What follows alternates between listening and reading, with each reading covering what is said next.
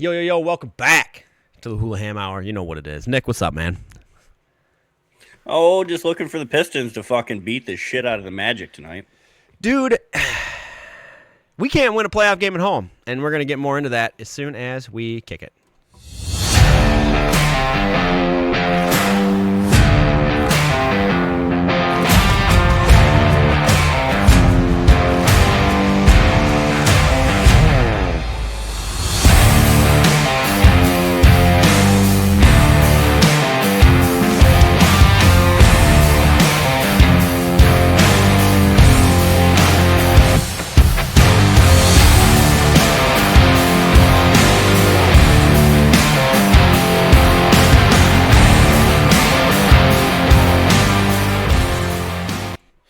Welcome back to the Hulaham Hour. We don't have any sponsors on this channel yet, but I'd just like to say shout out to this episode's sponsor, Yuengling, which is now available in Michigan if you've been living under a rock. Beer's good. All right, so as the thumbnail states, the NBA and the NHL playoffs are in full swing. We will be getting into that towards the later part of the episode. Sorry for those that just like to watch the first little bit, but you're going to have to stay tuned for the whole thing, or just fast forward. We don't really give a shit. So just don't make sure to hit that like button, send a comment, tell YouTube that we're doing something that's worth a shit. All right. So we're going to start off this week. The NFL draft starts tomorrow. Round 1 is tomorrow night.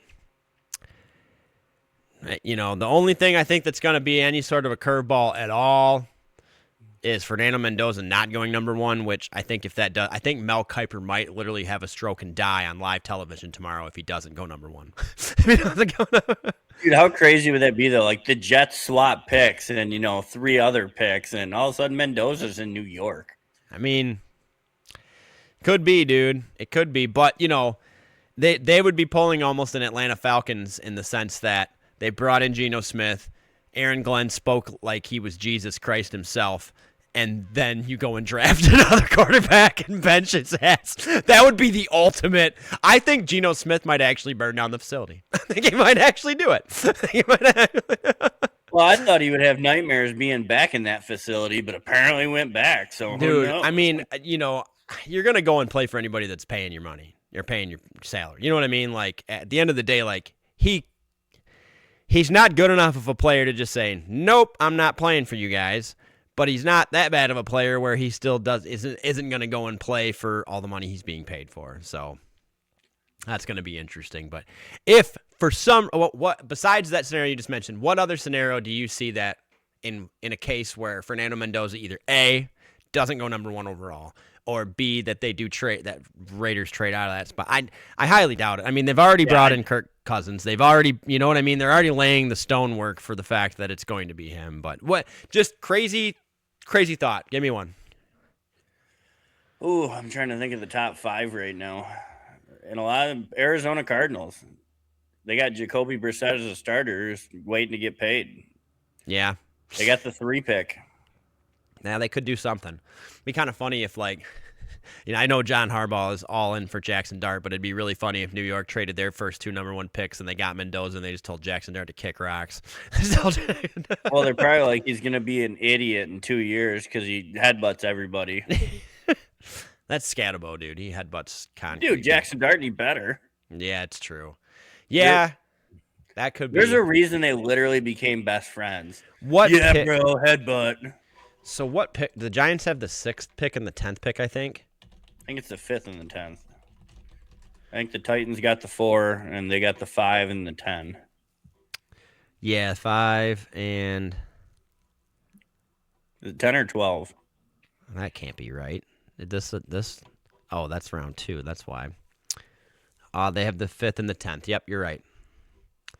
So, what? I mean, not that I could see that, but I mean, if they really thought that Fernando Mendoza was a way better player than Jackson Dart was, maybe they unload those 2 picks for that number 1 and just say, or they just trade Jackson Dart in the number 5 pick for number 1, and Jackson Dart heads out to Las Vegas to watch his career go down the toilet. So, watch his career.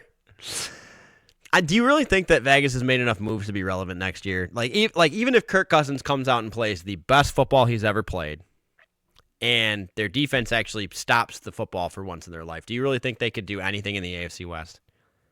Personally, no, because I think Denver's only gotten better. Yeah. And I think the road runs through Denver with that defense. Mm-hmm. If Bo Nix can do anything in the first 3 quarters, like he did in the fourth quarter all year, that team will be really hard to beat. Yeah, they already were last year, and we're forever going to play the question game as to like what if Bo Nix wasn't hurt, what would have happened in that AFC Championship game? I really do feel like Denver would have won that game. I really do. I don't think it would have mattered in the Super Bowl. I think the Seahawks were just the dominant force. I mean, for real, like by a landslide. But hey, now could you see any scenario where the Seahawks trade up to get like Jeremiah Love or something because they lost Kenneth Walker? I don't think so. It sounds like they already got their eggs in the Charbonneau basket. Yeah, I mean, it's kind of proof in the pudding. Like having one guy as the feature number one, like we're kind of shifting that way a little in Detroit. We're going to see. I don't think that the carries between Pacheco and Gibbs are going to be split like they were between Montgomery and Gibbs. I think we're going to feature Gibbs a whole lot more. But everybody has a second running back, but there's teams like Baltimore, for example, that feature Derrick Henry as their legitimate number one. What's your take on that portion? Like, do you think it should just be one guy? Do you think it should be like one guy and a third down back? Or do you think I really like the setup we had with Mont and Gibbs? Now, did I agree when there's certain times when I was like, no, Gibbs needs to be in on this drive and Mont is, and the other way around. But what's your take on that? It depends on really what style offense you want to run. Because like Montgomery was more relevant when our line was better because we could run the ball. But when you got to spread it out, you didn't really have him running out. You had Gibbs going in. Yeah. So like in the Seahawks scenario, for what they're looking for, pretty much a secondary back, you can get one of them in the 4th or 5th round. I don't think you need to trade up to get Love. Well, Tennessee right now is the front runner to take him. Which I don't understand that either. They still don't have anybody that can fucking block. Yeah. Look at Genty last year. Not that he's not a great player, but when you're getting hit in the backfield, there ain't shit you can do. No. Not a damn thing. Not a damn thing. I don't know, and I've heard a lot of trade rumors. The Browns are looking at moving down, I've heard. How did Los Angeles end up with a number one first-round pick? I don't know. They probably traded it, got one back or something. Wait a minute. Yeah, they're picking 13th, and it says it's a trade. Well, let me click it. It just says it was a trade from someplace. Yeah, yeah. I think I seen something like Jim Harbaugh hadn't had a first-round pick in like the last however many years in Baltimore, and this year he has 2 first-rounders. It's kind of nuts.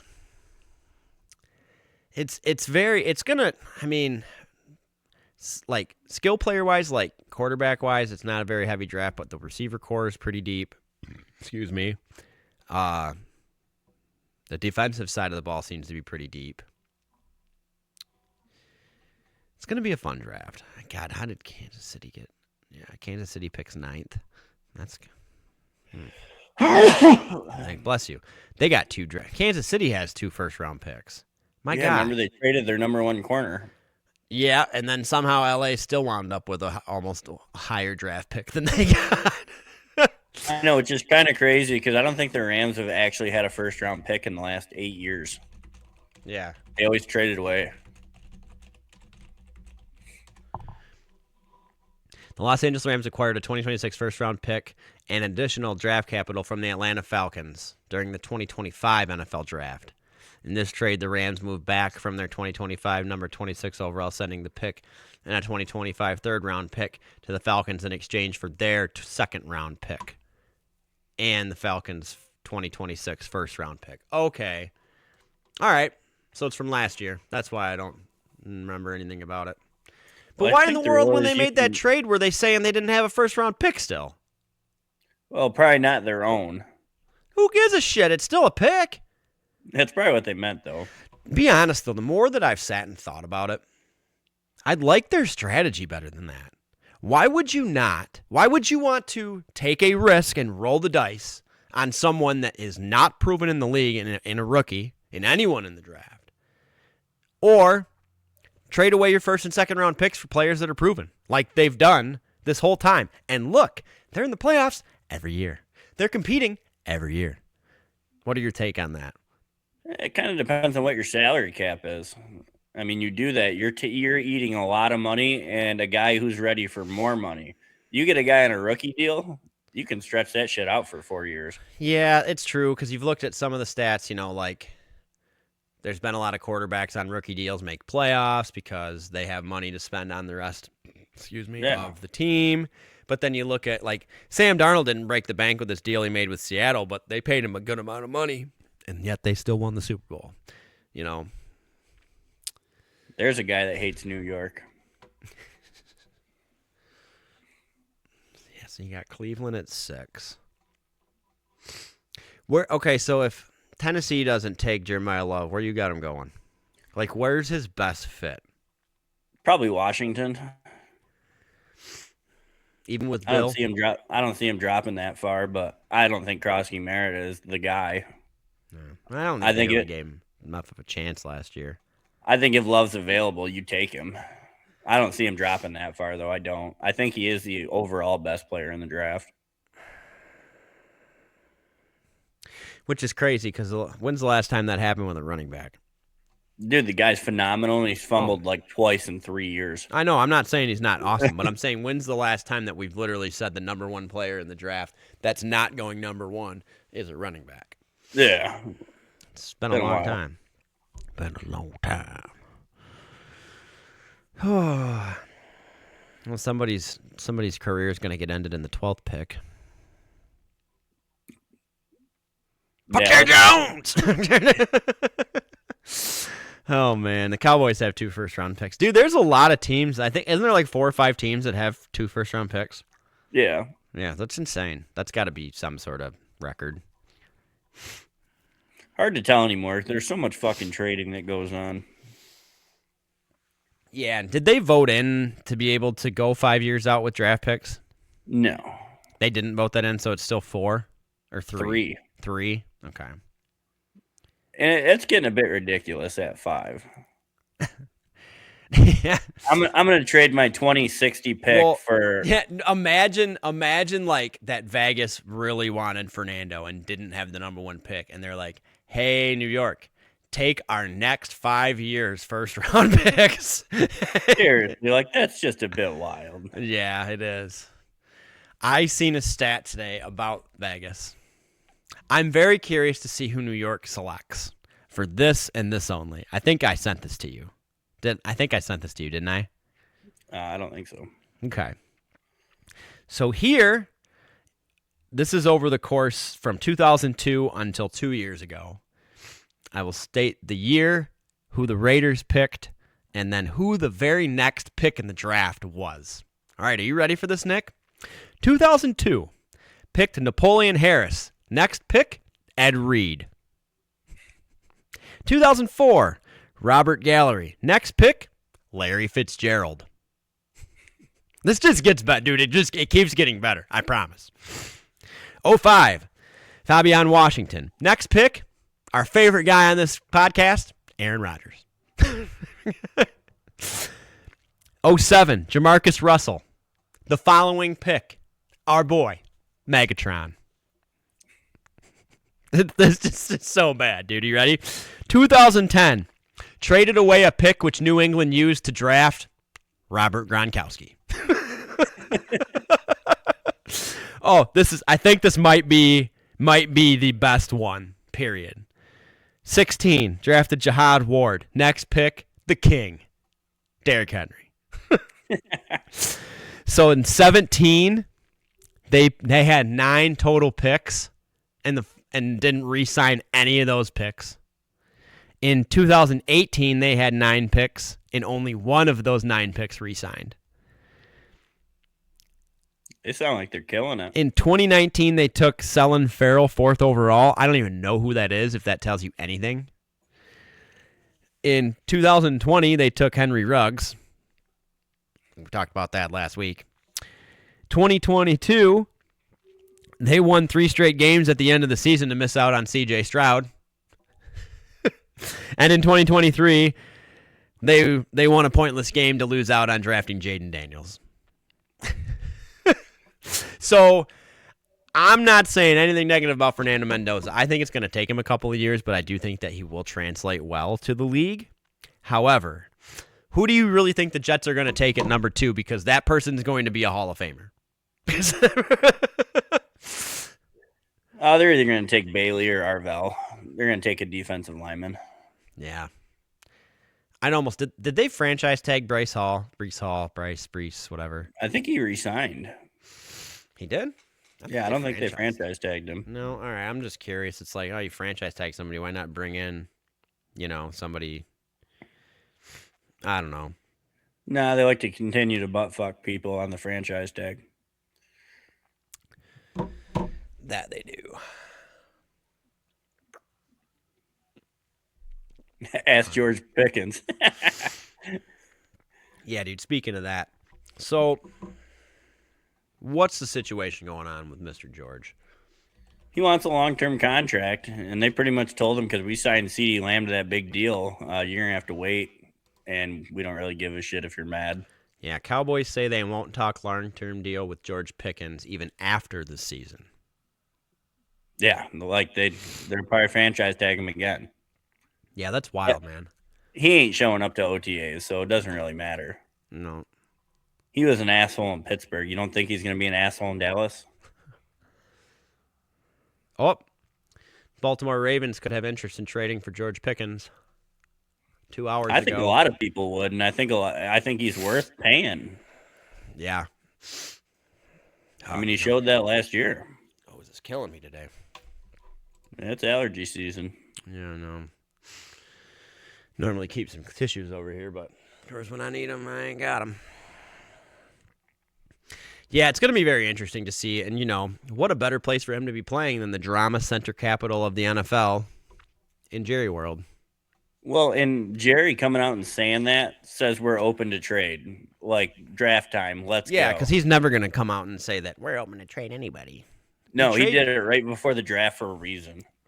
Trade yourself, Jerry. Trade yourself to home, a retirement home, where someone can wipe your ass for you.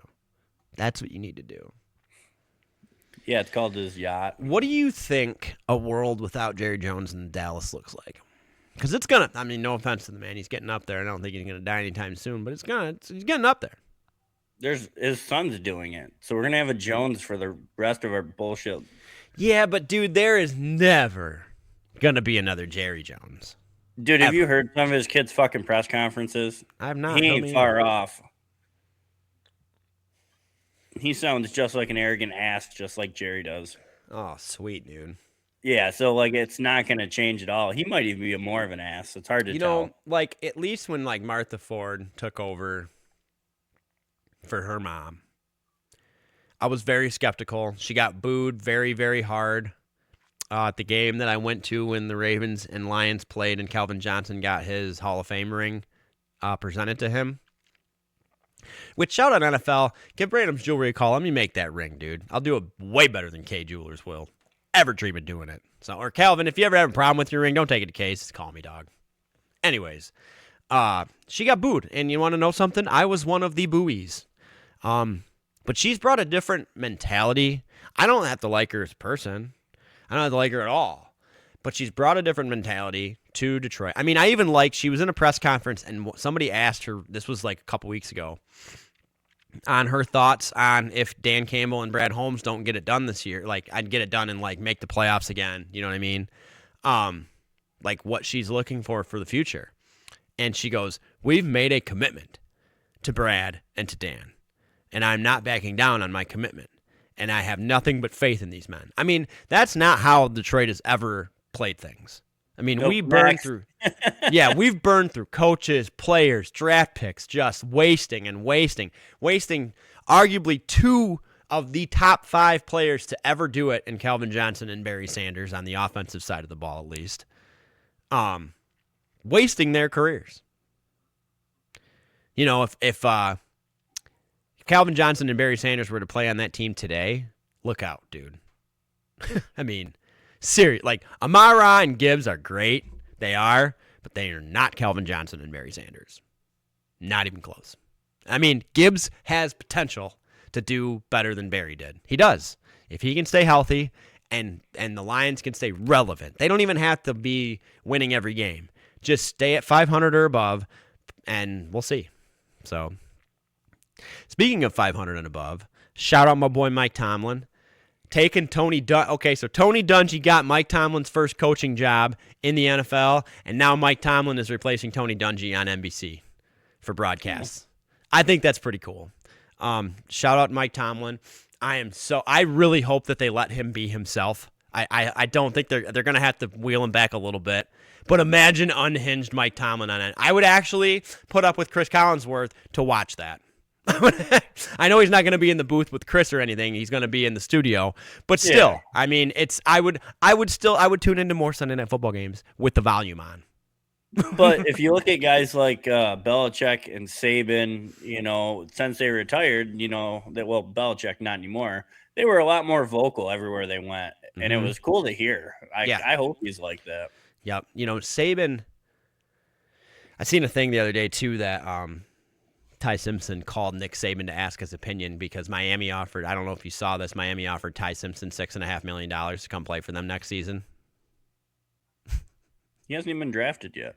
I know, but he called Nick Saban because he's like, should I take the money, which is going to be way more than he'll make in the NFL right away, or should I go, bless you, should I go to the league? And Nick Saban's question back to him was, what do you actually want to do? And Ty Simpson said play professional football, and then Nick Saban's like, there's your answer, dude. Money might talk, but that speaks volumes to me because to get into something else that happened, Dexter Lawrence got traded to Cincinnati, which is a big blockbuster trade. I think personally, at the end of the day, New York wins that trade. Mainly because Lawrence was a little bit of drama for him. Now he gets to go to what's arguably the shittiest back end franchise in the NFL. You play for the Giants, yeah, like they've been shitty, but they're literally revamped. They are a different Giants team coming up this next season. New coaching, not a new coach, new coaching staff, right? They've brought in players from all over. I mean, it's going to be a completely different New York Giants team. Now, whether or not they win games, you can put all of the talent in the world together on one team. It don't matter. But it translating to winning games. But John Harbaugh's not a loser either. He don't lose games. So he's not, but it's about Jackson Dart staying healthy. That's their only bugaboo. Yep, which is why I could see them too going and drafting like, not in the first round, obviously, but someone like Ty Simpson or Drew Aller, where might not be the best thing right away, but he might be the best of like the backups. I guess it's hard to tell, but who knows? Who do you think won that Dexter Lawrence trade? I don't know, because the Bengals, they got a run stopper. You can build a defense if you can plug the middle. Yeah, but they've also had Trey Hendrickson the past how many years? But that's a defensive end. He doesn't do the same thing as a tackle. You get a big fella like that can take out the center and a guard. That's what they got on the ends. I mean, the ends matter, though, dude. They do. If you only have one or the other, it's like, what are you doing? You need both. But if I can leave a center on one defensive tackle, one guy, your ends aren't going to do shit. Yeah. You got to look to double team that guy. Yeah. I mean, it helps, and he's proven. He is in New York, which isn't hard to prove. And the Giants could blow their draft pick, and then everybody's going to say, well, that was an awful trade for the Giants. Yeah, especially if who they pick, which I think their 10th pick was the Bengals pick, right? Which, if they're looking at that Jordan Tyson, which, again, if he can stay healthy, the guy's a freak athlete. Yeah. Yeah, I mean, he could be a hell of a receiver if he can stay healthy. Yeah. I don't know. It's definitely going to be an interesting draft, to say the least. Lions, I just feel like, I almost am to a point where it's like, okay, after the first 12 rounds or so in the first round, I don't know. Maybe it's just me, but I feel like it just doesn't really matter at that point anymore. Like you got your top 12, and then it's just kind of like, all right, what do we need? I'm not going to have this sound down either way. It's going to be on the bottom. Yeah, the Lions picking at 17.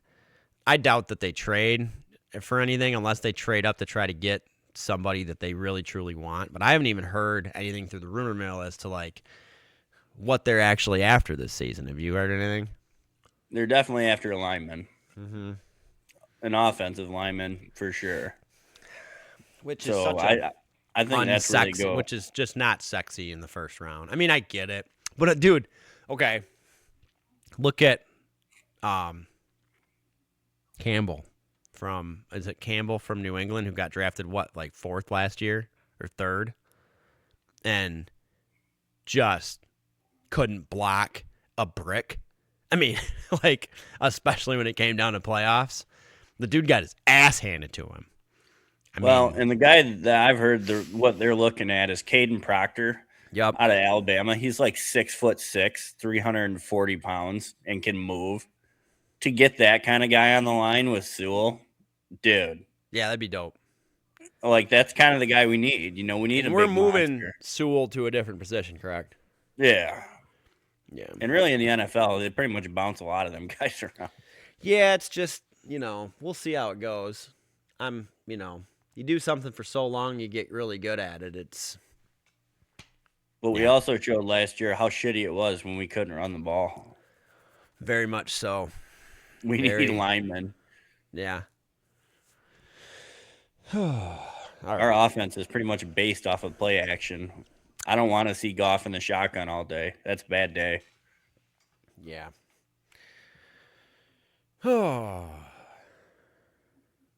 Yeah, bad look. Well, I just hope that Dr. Evil can really bring some spark to our offense next year. That's all I got to say. All right. Enough on draft talk. Like we said, the draft's Thursday, Friday, Saturday. We got first round tomorrow. I think it starts at 8 o'clock, which means it'll start about 8:35. That'll go way later than I want it to. I'll probably stay up to the Lions pick and pass out. But then Friday, we've got rounds 2 and 3, and Saturday will be rounds 4, 5, 6, and 7. I almost like watching the later round picks just because I guess with the volume off, because it's just talking heads for 6 hours. But it's quick. Didn't they take some time off in between picks this year? Yeah, I think it's 5 minutes now to pick instead of the usual 10. Perfect. I'm sorry. I understand if, like, the team before you takes the guy you wanted that you need, but you got notes. You've been doing this for how long? You kind of know. It's been a little while, but there was a team a couple years ago, I think, that forgot to get their pick in, and they got skipped. And guess what? That next team took the guy they wanted, and they had to go back and then give it. Forget who it was, though. I just watched a documentary on it a couple of months ago, I want to say. And yeah, they have notes. So, like, for example, I was listening to the Giants GM. He was talking about Harbaugh is one of the first coaches he's ever had do the pre-draft meeting with him. Don't know why that was like that in New York, but, that ain't Harbaugh. No. And he goes, we went in on Monday, and by Tuesday, we had every possible scenario laid out on the board. Every one of them. Yep. So why does it take 5 minutes? Yeah, why does it even take that long? And the clock's even shorter for the clock's even shorter for later rounds, right? Yeah. Yeah.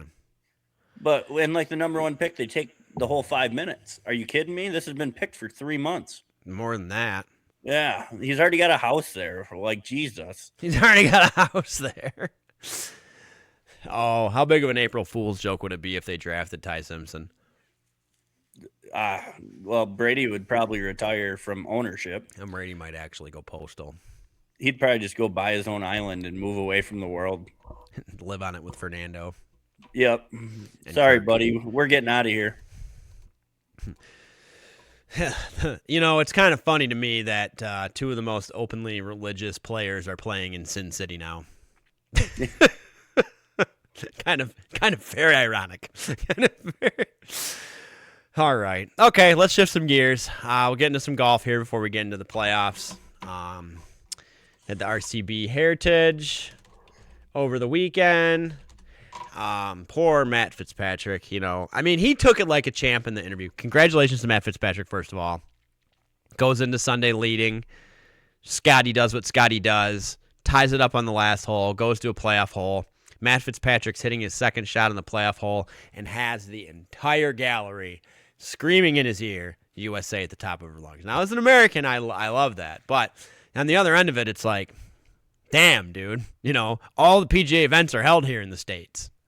These guys that are from across the pond got to deal with that constantly. Matt Fitzpatrick handled it very professionally. I forget exactly what he said in his interview, but it was very, he's like, it's part of the game, man. I don't know. What are your thoughts on Fitzy winning it? This is the second time he's won this tournament, by the way. Yeah, I think it was in 2023 he won it last. Mm-hmm. Dude, I thought on 18, Scotty put that chip up there, give me range for him, and then he chunks it. And I'm like, oh my, how is he going to come back in a playoff and just hit the shot of his life? Mm-hmm. 15, 20 mile an hour winds, holds it up into the wind, damn near hits the pin. Yeah. And Scotty hit the biggest chunk I think I've seen him hit in a long time. Long time, yeah. Who did you have winning last week? I don't remember. I had Oberg. He tied for fourth. Oh, I think I had Spieth last week. I don't think he was even on the board. There was no cut.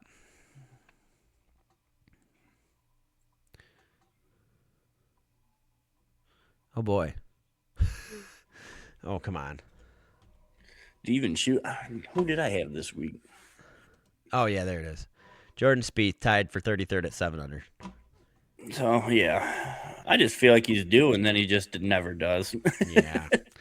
Yeah, it's kind of I want to see him win one, man. He's had a rough road the last couple of years. Oh, for sure. For sure. Are they off this weekend? I don't think they're ever off.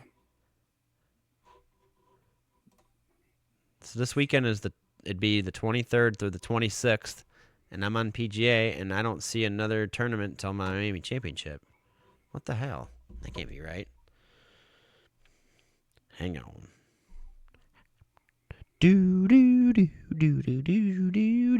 Oh, it's the Zurich Classic. Yep. Yeah, there we go. All right, which is played in pairs, isn't it? Yeah. Yeah. Alternate shot and best ball formats. Yes. So one day's alternate shot, next day's best ball, next day's alternate shot, next day's best ball, I think, right? Something like that. Yeah. Defending champs. Which I love.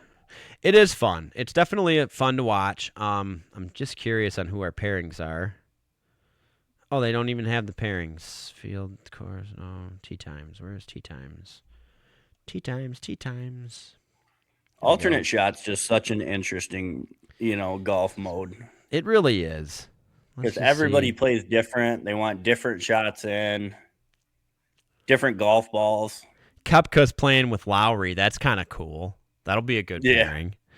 I'm just trying to see kind of Thorpe Jorgensen playing with Phillips. Ben Griffin and Novak are trying to run it back. They should. Tony Finau and Max Geiserman. That'll be a fun pairing. Yeah, you can throw me one of those tissues, brother.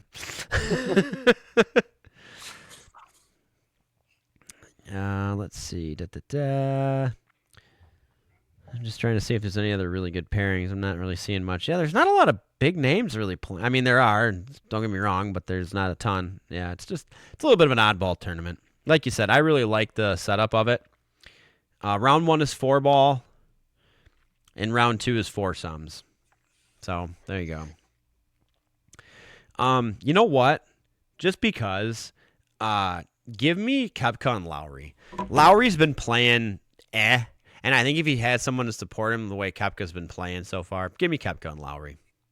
I'm going to take Griffin to run it back. I was going to say that too, but it was just too cliche. Yeah, because you already were right 2 weeks ago with Rory running it back, so why not try it again? No, I was kidding. Dude, some people just shoot good on the team events. It's a different vibe. It is for sure. For sure. Okay. Real quick. And apparently everybody else is like Ryder Cup or nothing. Fuck your team event. Okay, Tigers got the shit kicked out of them last night. Shout out Jake Rogers, 6 career pitching performance. Shout out so hard. First career strikeout on like one of the buck nastiest knuckleballs I've ever seen in my life, especially coming from a catcher. But dude, he went 1, 2, 3. I think. I know, it's hilarious. No, they got one hit. Oh, they got one hit. Yeah, he went 1, 2, got a hit, and then got the next guy out. But I'm pretty confident because I seen the same thing when I went to a Boston Red Sox game a number of years ago when they played Toronto and they got the absolute shit stomped out of them. They had their shortstop pitching and shit, and he struck the side out, okay? Mainly because he could throw 89, but then he would throw one that was like 42, and you can't adjust to that, dude. You just can't. And that's kind of what Rogers does. And I remember my dad joke, shout out Ken, that he's like, I bet you he went back in the dugout and was like, how fucking hard was that? You know? And I'm pretty confident that I read Rogers, because Rogers went straight to Scooble. I don't know if you noticed that. Yeah. But he went right to him, and I could have read his lips like, that wasn't that hard. Oh, that was too funny. But anyways, the Tigers 7-3 in their last 10, dropped a couple, but, on the flip side of things, National League Central is pretty tight, but all the teams in that division seem to be fairly decent so far, and Milwaukee's been tough for us the last few seasons. So Tigers still sitting at 12-12. Only one game back from the Guardians at the top though, so it's tight race still. But over the weekend, Nick, me and you are going to be down in Cincinnati. We're going to be going to see the Tigers play the Reds on Saturday. Yeah, very excited for that. Really pissed my custom McGonigal jersey in neon orange did not come in time. God damn it. So I'll be in my Motor City blue Rogers jersey, which I'm super pumped about. Dirtiest mustache in the league, as I've stated before. But yeah, so shout out. You can look out for me and Nick. Potentially being drug out in cuffs for, being Michigan fans in Ohio. So anyways, yeah, we'll also be there with a couple of our other boys. Shout out John, shout out Gabe. I'm really looking forward to it. It's going to be a fun time. We're going to go down there and play some golf, but we booked the golf, the house, and the whole 9, and then John was like, hey, man, Tigers are in town. It's looking like we're going to get Flaherty if they go with the regular rotation on Saturday, so that'll be fun.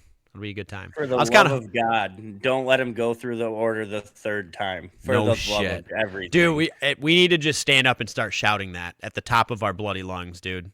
Like, no third time. The first 2 times through, and then he just gets wrecked. Yeah, he does. Which is, honestly, you could probably, yeah, he's more than usual, but that's typical for most pitchers. There's not a lot of guys that can go through a lineup a third time and still take them down. It's difficult. But the Reds are killing it. They're 16-9 this year. They're 7-3 in their last 10. But they're killing it on the road, but they're only 6-6 at home. So we got a fighting chance. So it's going to be a good game. We'll be able to fill everybody in. Next week, I'm just going to say this at the end of the episode, but I'll say it now as well. Next week we'll be on Tuesday, as it is my anniversary with my lovely wife on Wednesday. So I'm definitely going to spend the day with her and my son. So we're going to do it a day early next week. So we'll be on Tuesday again next week. All right, moving right along here. Let's start off with the NHL playoffs, Nick. I'm going to let you kind of take the lead. Fill us in on a little bit on some of the games that you've got to watch so far. It's been intense. It's been some really good games, unless you're watching anything to do with the Penguins. So take it away. Dude, there are no better playoffs to watch than hockey playoffs when they start to ramp up like this. Yep, it's nuts. Watching full teams just throw punches at each other and having 9 guys in the penalty box at once. It's just absolutely awesome. So, like, this Buffalo-Boston series goes 1-1 back to Boston, and I feel like Game 3 is just going to be a bloodbath, and I can't wait to watch it. Yeah. Buffalo's offense been shut down the first 2 periods of the first 2. They have such a good young team. I don't see that continuing, and I think it's a pretty even series. 7 games. I think so. 7 games of ass whooping. Yeah, hundreds of penalty minutes. That's so good. Like Charlie McAvoy, I'm pretty sure spent 10 minutes out of the 20 in the third period in the box. He literally got into a fight, goes into the box, comes out, picks another one like 2 minutes later. There is a huge thing in playoffs, and that's momentum. And there is no bigger thing in hockey than fighting, winning, and gaining that momentum back. there's a lot of people that watch hockey that are, like, oh, there's room for fighting, blah, blah, blah, but that's ridiculous. No, this is hockey. This is playoff hockey. This is how they were supposed to play the game from the get-go. I've been loving it. I haven't got to catch too much of it. I caught kind of a lame game the other night. I forget which one it was. Oh, yeah, it was the Penguins game, and they didn't even score. And then on the other channel, I could have been watching the overtime game between Carolina and New York, which was such a great game. But, yeah, it's been high-paced, just really great stuff. Yeah, I don't know. I just want to pull up. I hate some of these late games, though. Oh, dude. There's usually 2 games on it, one at 9:50, one at 10 o'clock. It's like, well, shit. I guess I catch the highlights tomorrow. Yep. So, who do you have as your favorite to win it this year? I'm really liking Carolina right now. They are so fast. They are. And if the Avs get rolling, they got one of the most dangerous offenses in the league. I know. Didn't the Avs have like a 70 or 80 plus point differential this year? Or goal differential? Yeah, and honestly, they outshoot. Watch them. They will literally outshoot every single team they play. Yeah. Yeah, they're probably hands down the heavy favorite. I don't know. But honestly, are another team that sucks at home. Yeah. So, I mean, they might go down 0-2, but they're not out of it. Yeah. Yeah, Colorado, I would say, is probably the heavy favorite. But, even just, you want to maybe take like Buffalo, but at the end of the day, they're exerting so much energy right now on everything except like playing hockey. You know what I mean? Like they're just beating ass. That I think going into the second round against like potentially, Tampa Bay, it's going to be tough, man. It's going to be tough. You know what, though? These guys don't get tired. There's no fucking load management. They'll be out there going to war every night. Every night. Broken legs, broken femurs, broken souls. They don't even care. Nope. Just get me that Stanley Cup, dude. To me, hockey is the most amazing thing to listen to after the season. And how many of these guys have, like, legitimately broken backs and legs? Yeah, like just playing the entire season with a torn MCL. Yeah. Like, yeah. It's amazing. And you never hear them bitch about it, whine about it, nothing. No. Nope. It's great. It's good shit. Absolutely love it. Also, we were talking about that Blue Jacket coach.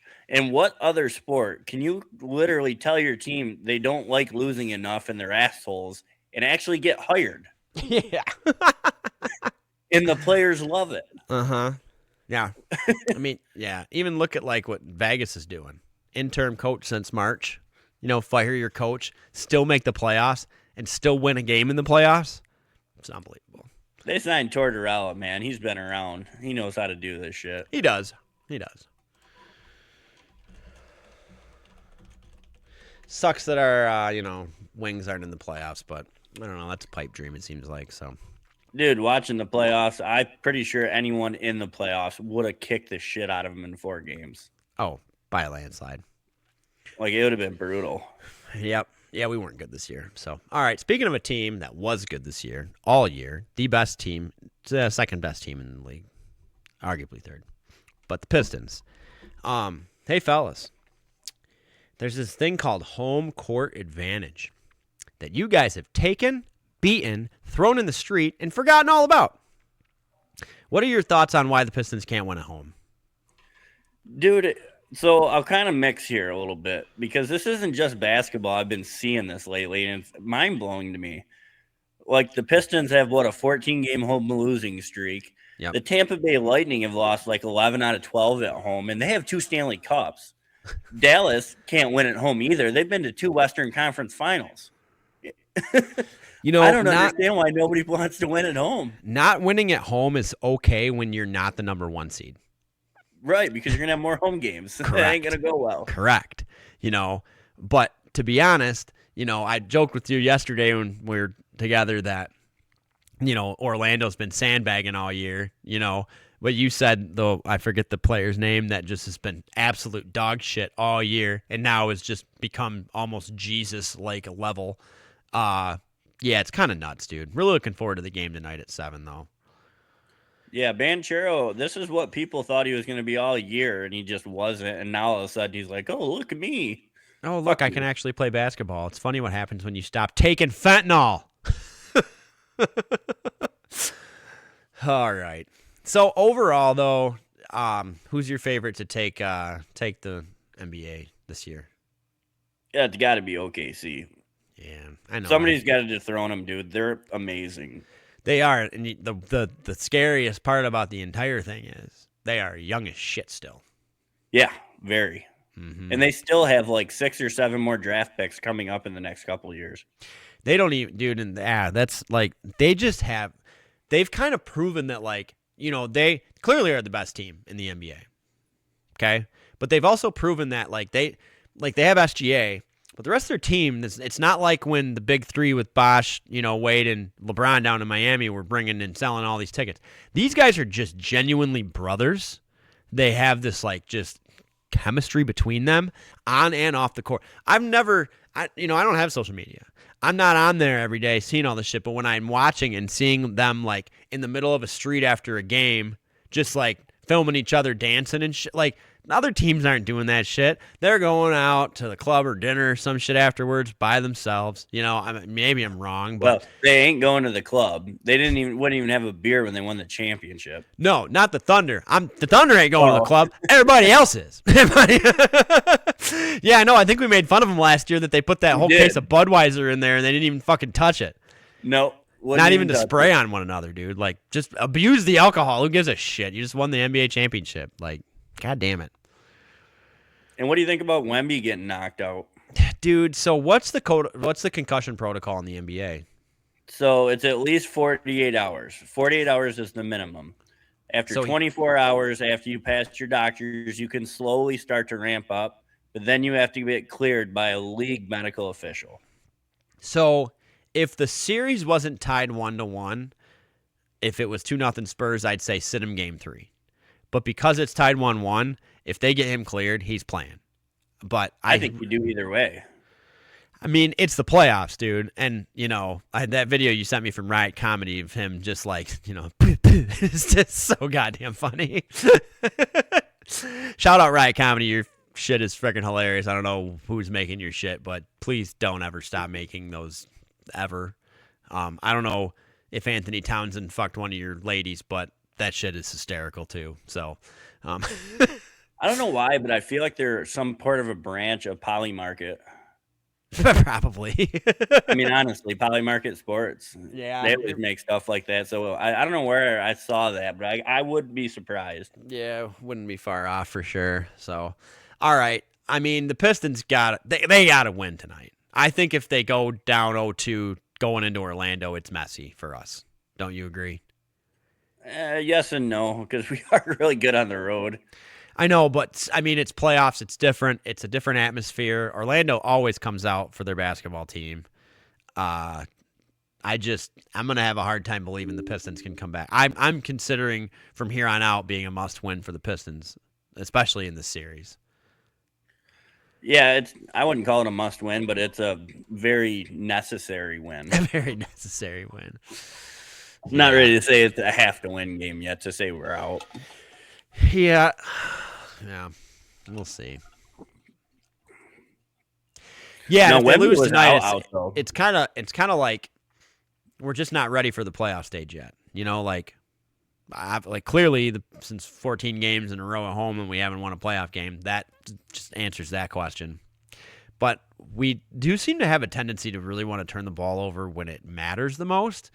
We don't really turn the ball over when it's 25-26, but when it's 109-108 and there's 37 seconds left, we like to just fucking throw it out of bounds. I don't get that.